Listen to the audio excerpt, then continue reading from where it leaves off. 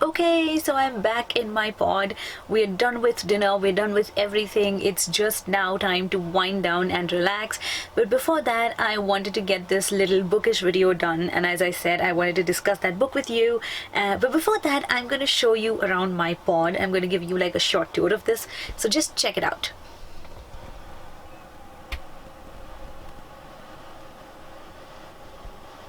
Yeah, those are my pajamas over there. So this is the opening, this is where the door opens, and this is how I step out. Let's check that, shall we? So in order to get this door open, I need to first press this door lock button, and then this opens, and there you go. So it's like crazy quiet here, which is why I'm whispering, and I requested specifically for like an upper pod because I really like climbing the staircase and coming up. And these are the other pods, and this place is like so cool. It's like so futuristic. Look at that mirror over there. It's, you know, it acts as a spaceship window, and that makes me feel like I am in this really cool space shuttle. So yeah, this is really awesome and super cool. And I'm going to finish reading the Night Circus. I'm left with I think 30 pages or so, so I'm just going to do that, and then I am going to review that book in this pod.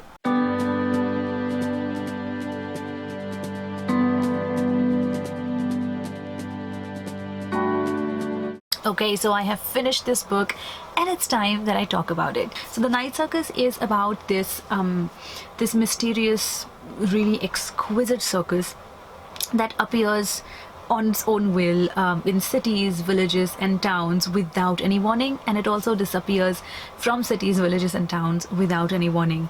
So basically the circus has a lot of mystery around it, and those who have visited the circus fall for it so much that they actually get obsessed with the circus. They leave everything else, and they like sort of form a network of their own in order to figure out where the circus will appear next, and they keep on like informing one another.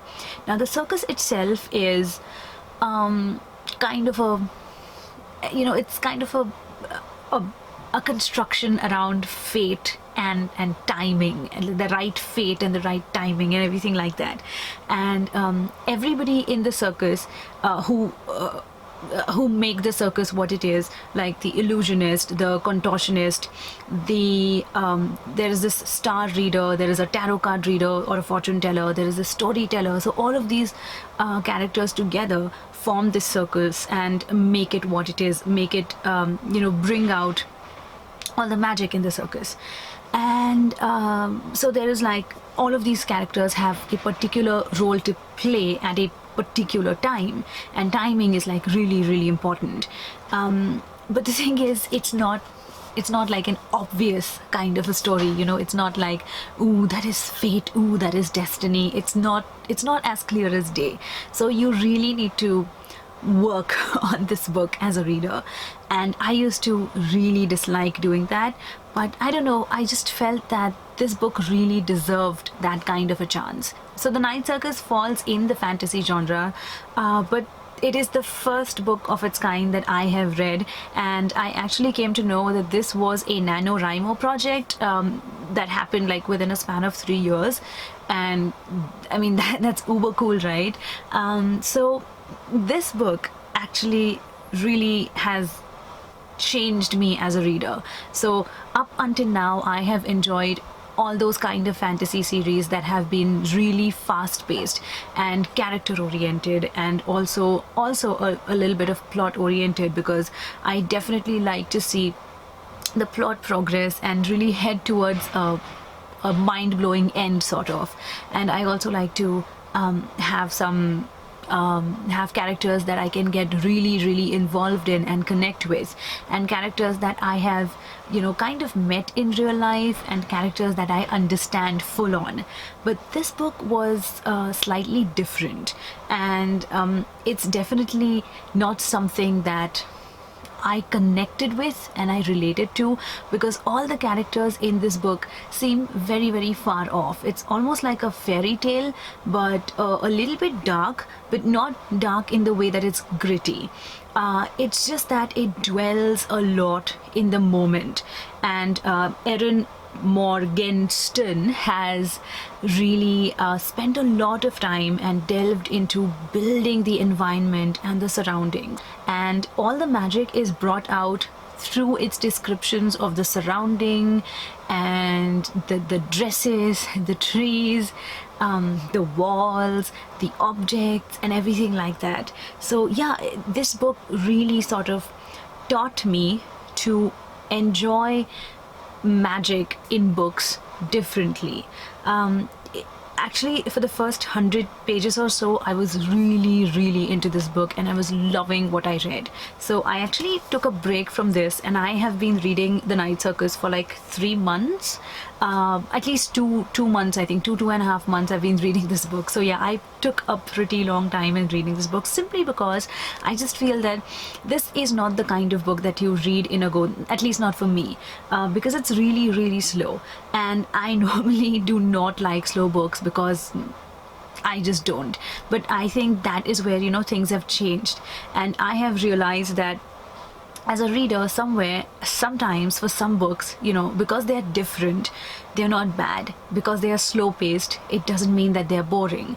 So me as a reader, I have to also work a little bit, and I have to meet the author midway in order for me to fully understand and fully enjoy the book in a different sense. And that is what The Night Circus did for me.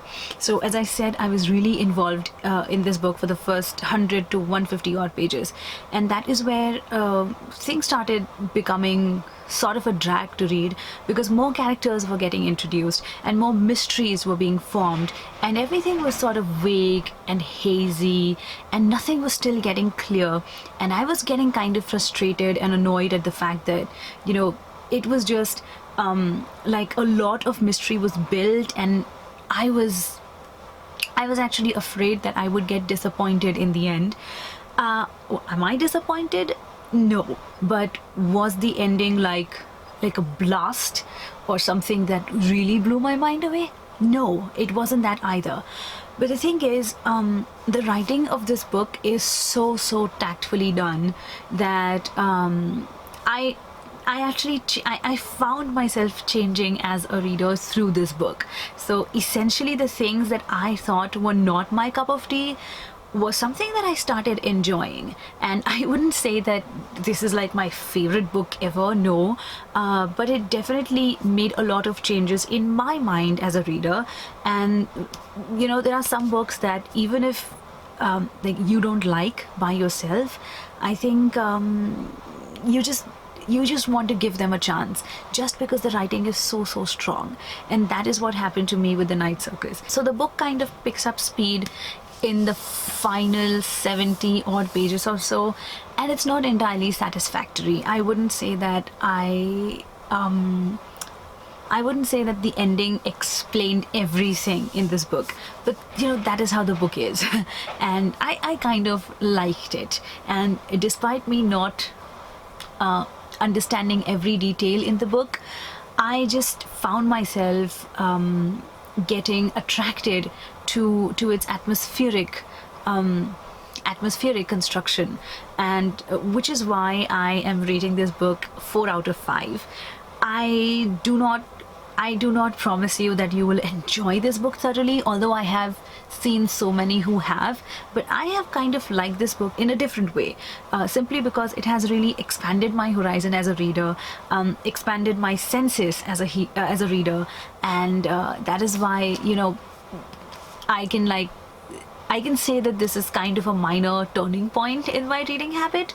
So yeah, that way this book has done something that no other book has, which is why I'm rating this 4 out of 5. And let me know if you have read this book, and let me know if these are the feelings that you got after reading this book. So yeah, that's it for today. And yeah, if you want to check out this pod review, the urban pod review, then I will leave the card. I will also leave the link of the video in the description box. Definitely check it out, because this is one of the coolest places that I have ever stayed in. Please follow me on Instagram. My Instagram account goes by the same name, Girls Books and Bites. And if you like this video, then definitely give me a thumbs up. And what else, subscribe to my channel, click on the bell icon in order to get notified for every new video that I post. And until next time, bye.